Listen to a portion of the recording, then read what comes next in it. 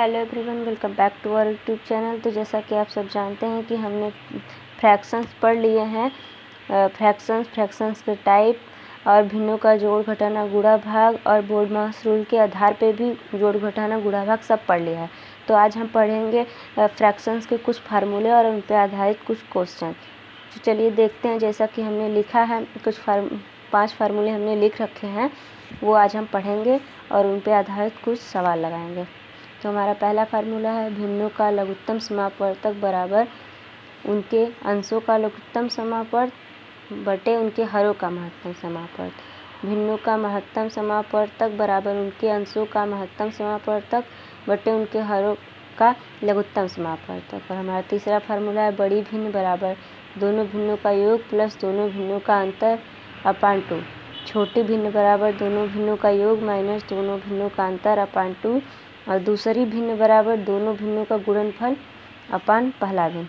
तो जैसा कि आपको पता है, हमने एलसीएम और एचसीएफ में ये दोनों भिन्नों का लघुत्तम समापवर्तक और भिन्नों का महत्तम समापवर्तक निकालना हमने सीख लिया है। जिन्होंने वो वीडियो नहीं देखी वो जाके एक बार उस वीडियो को चेकआउट जरूर कर लें। हमारा पहला क्वेश्चन है यदि दो भिन्नात्मक संख्याओं का जोड़ 8 से 1/4 तथा उनका अंतर 2 से 1/8 हो तो उन भिन्नों को ज्ञात करें। तो पहले हम ये जान लेते हैं कि दोनों भिन्न जो हमारे होंगे वो डिफरेंट यानी कि अलग अलग होंगे, क्योंकि अगर वो सेम होते तो उनका अंतर 0 होता। तो अभी हमने फार्मूला पढ़ा बड़ी भिन्न बराबर दोनों भिन्नों का योग प्लस दोनों भिन्नों का अंतर। तो दिया क्या गया है, दोनों भिन्नों का योग बराबर 8 से 1/4। तो हम इसको सिंप्लीफाई कर लेते हैं। इसका इसमें मल्टीप्लाई करेंगे और इसको इसमें ऐड कर देंगे। 8 चौका 32 1 33 33/4। और दिया क्या गया है दोनों भिन्नों का अंतर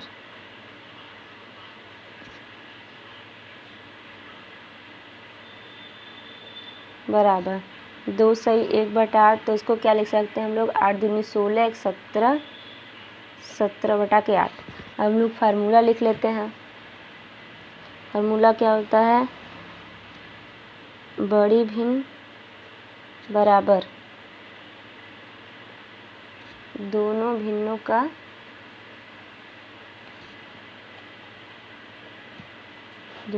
का अंतर प्लस दोनों भिन्नों का योग अपान 2। दोनों भिन्नों का अंतर 17/8 प्लस योग 33/4 अपान 2। तो पहले हम इन दोनों को सॉल्व कर लेते हैं। तो इनको जोड़ने के लिए पहले इन दोनों का एलसीएम लेंगे। तो एलसीएम लेंगे तो हम लोग का 8 आएगा। तो 8 लिख दिए। फिर 8 का भाग देंगे 8 में तो 1 जाएगा। फिर 17 का गुणा करेंगे 1 में तो 17 आएगा। प्लस 4 का भाग देंगे 8 में 2 जाएगा। 33 के गुणा 2 में करेंगे तो 66 आएगा होल के अपान 2। तो हो जाएगा। अब 17 में 66 जोड़ेंगे 6 6 12 3 हंस चले 6 1 7 1 8 83/8 होल के अपान 2। तो अब ये यहाँ चला जाएगा। इसको लिख सकते हैं 83/8 गुणे 1/2। और लिख दें 83/16 हम लोग का आंसर हो जाएगा। ये हम लोग की बड़ी भिन्न आ गई। अब हम लोग छोटी भिन्न निकालेंगे।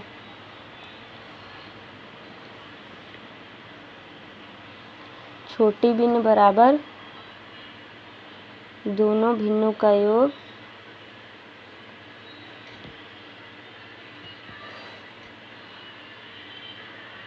माइनस बड़ी भिन्न। हम लोग दोनों भिन्नों के योग में से एक भिन्न घटा देंगे, दूसरा भिन्न मिल जाएगा। वो तो हम बड़ा भिन्न निकल के हम छोटा भिन्न निकालेंगे। तो दोनों भिन्नों का योग क्या है, 33/4 माइनस 83/16 हो जाएगा। अब इन दोनों का लघुत्तम लेंगे 16 आएगा। 4 का भाग देंगे 16 में, 4 बार में जाएगा। अब 4 का 33 में गुणा करेंगे, 4 3 12 2 चले 4 3 12 13 माइनस 16 का भाग देंगे 16 में 1 जाएगा 83। ठीक,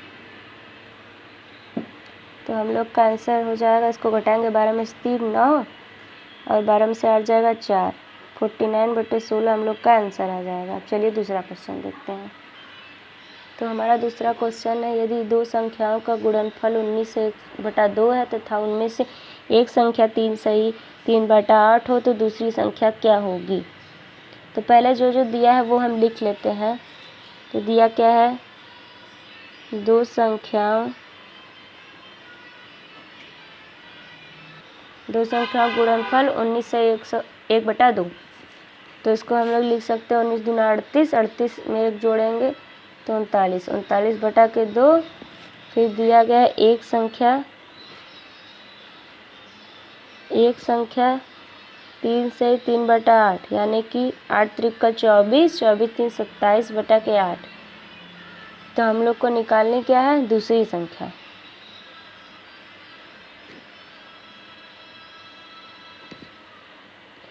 तो हमारा फार्मूला क्या होगी, दूसरी संख्या बराबर दोनों संख्याओं का गुणनफल,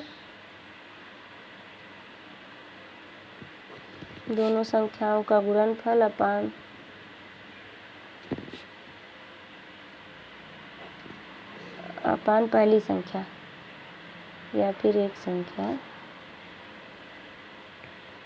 तो हमारा दिया गया है दो संख्या गुणनफल 39/2 और पहली संख्या है 27/8। तो ये ऊपर जाएगा तो उलट जाएगा, तो 39/2 × 8/27।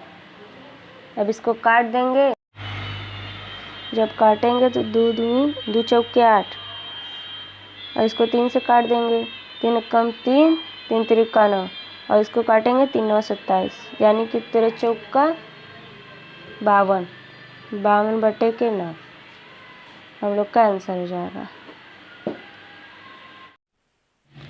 हम लोगों का नेक्स्ट क्वेश्चन है, एक बांस का 1/4 भाग कीचड़ में, 1/3 भाग जल में तथा शेष 5 मीटर जल के बाहर है, तो बांस की कुल लंबाई क्या है। तो हमें दिया क्या गया है, एक बांस का 1/4 भाग यानी 1/4 भाग कीचड़ में है और 1/3 भाग जल में है तथा जो शेष भाग है वो जल के बाहर है। तो हमें बांस की पूरी लंबाई बतानी है। तो हम लोग मान लेते हैं बांस की लंबाई x मीटर है, तो हम लोग लिख लेंगे माना बांस की लंबाई x मीटर है। बांस की लंबाई बराबर x मीटर और दिया है एक बांस का 1/4 मतलब बांस का 1/4 भाग कीचड़ में है, तो x का 1/4 भाग यानी कीचड़ में बांस का भाग बराबर x का 1/4 भाग। तो हम लोग लिख लेंगे कीचड़ में बांस का भाग बराबर x का 1/4 यानी 1/4, तो x/4 हो जाएगा। और दिया गया 1/3 भाग जल में है, तो हम लोग लिख लेंगे जल में बांस का भाग बराबर x का 1/3। तो जल में बांस का भाग बराबर x का 1/3, तो x/3।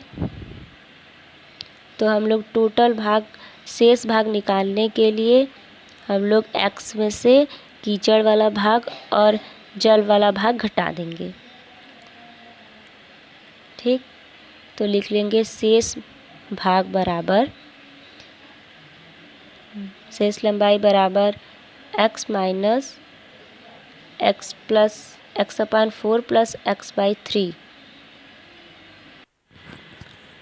तो हम लोग लिख लेंगे x minus x/4 plus x/3। अब इनको सॉल्व करेंगे, तो हम इन ब्रैकेट को सॉल्व करेंगे पहले, तो हो जाएगा x माइनस इसका एलसीएम लेंगे तो आएगा 12, तो 4 का भाग देंगे 12 में 3 आएगा, तो उसका गुणा करेंगे x में 3x प्लस अब 3 का भाग देंगे 12 में तो आएगा 4, 4 गुणा x में करेंगे तो 4x। तो हम लोग लिख लेंगे x माइनस 4 3 7x, 7x अपान 12।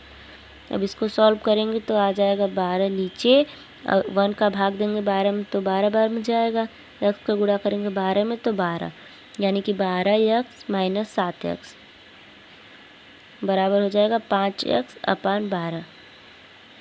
तो हमारा शेष भाग निकल गया, शेष लंबाई बराबर 5x अपान 12।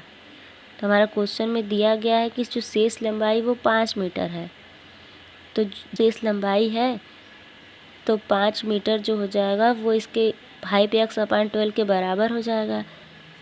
तो हम लोग लिख लेंगे क्वेश्चन से कि 5 बराबर 5x अपान 12, तो 5x अपान 12 बराबर 5।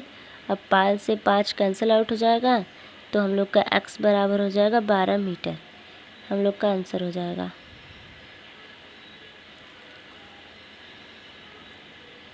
तो हमने लिखा क्या, पहले हमने बाँस की एक लंबाई मान ली कि माना बाँस की लंबाई x मीटर है, और तो दिया गया है कीचड़ में बाँस का 1/4 भाग है, तो x का 1/4 यानी x/4 हो जाएगा, और जल में बाँस का 1/3 भाग है, यानी कि x का 1/3 भाग जल में हो जाएगा। तो हम लोग शेष लंबाई निकालने के लिए जो लंबाई बाँस की पूरी लंबाई है उसमें से हम लोग जल वाला और कीचड़ वाला भाग घटा दिए हैं, तो हम लोग की शेष लंबाई आ गई है 5x अपान 12। तो हम लोग का क्वेश्चन में दिया गया है कि वो 5x के बराबर है, तो हम लोग का आंसर आ गया 12 मीटर आंसर।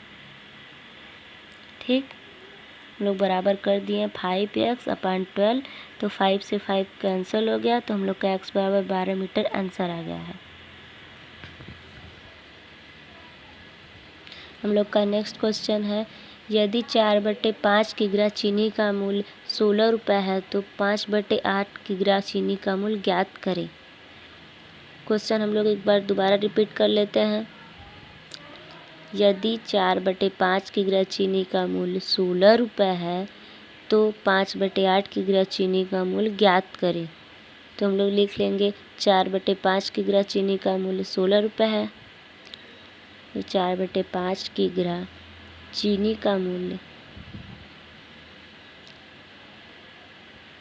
मूल्य बराबर 16 रुपये।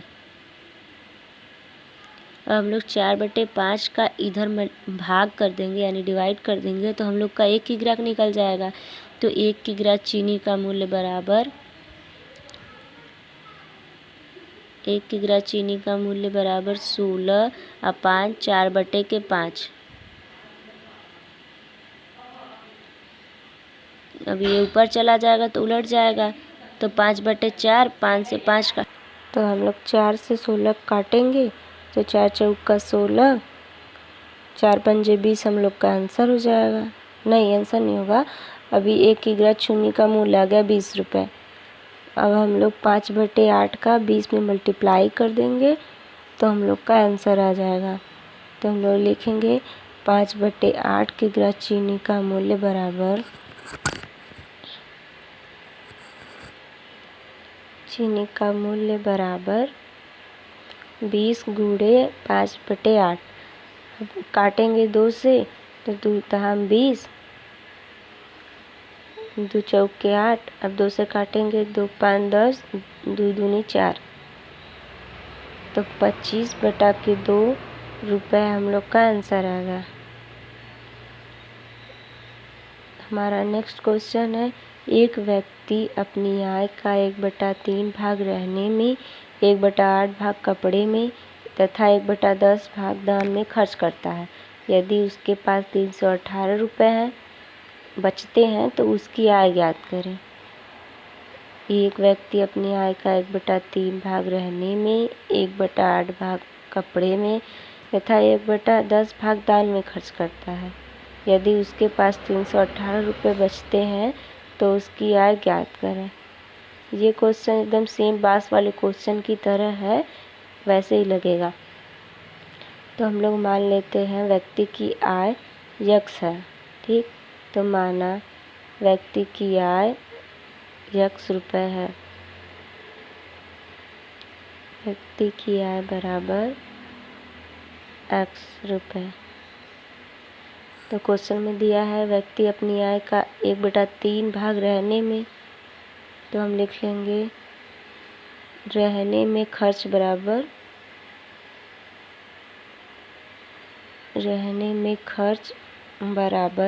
x का 1/3 x/3। अब दिया गया है कपड़े में खर्च बराबर x का 1/8, तो हो जाएगा x/8। और दिया गया है 1/10 भाग दान में खर्च करता है, तो हो जाएगा दान में खर्च बराबर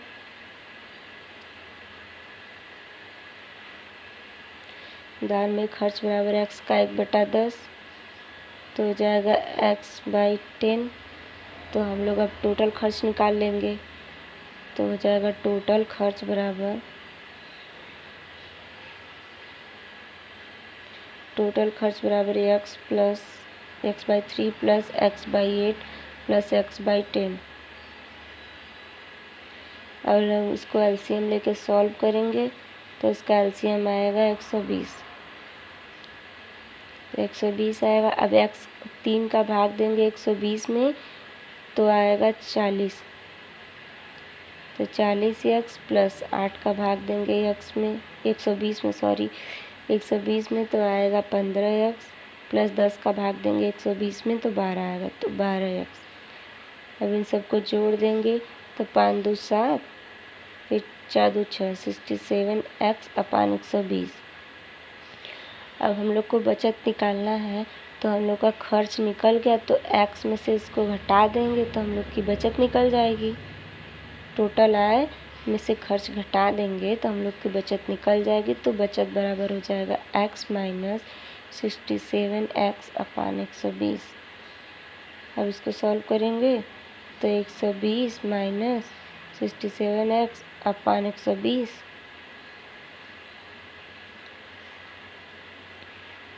अब इसको घटा देंगे तो आएगा 53x/120। तो हम लोग की बचत आ गई। और क्वेश्चन में दिया गया है कि उसके पास 318 रुपये बचते हैं, तो ये हम लोग का बराबर हो जाएगा 53x/120 के। तो हम लोग 318 बराबर लिख देंगे 300 प्रश्नानुसार